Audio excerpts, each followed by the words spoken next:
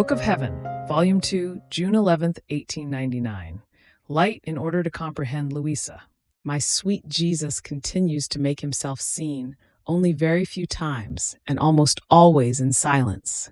I felt my mind all confused and full of fear that I might lose my sole and only good, and about many other things which it is not necessary to say here. Oh God, what pain! While I was in this state, he made himself seen for just a little.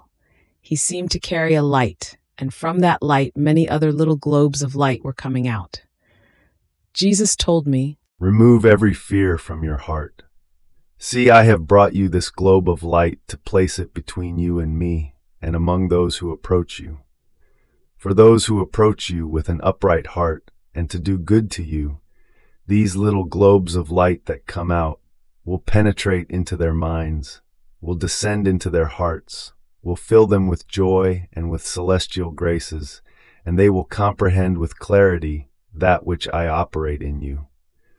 Those, then, who will come with other intentions will experience the opposite and will remain dazzled and confused by these little globes of light." so I remained more tranquil.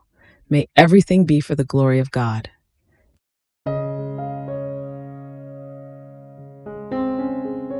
Thank you for being a part of our community here at Divine Will app.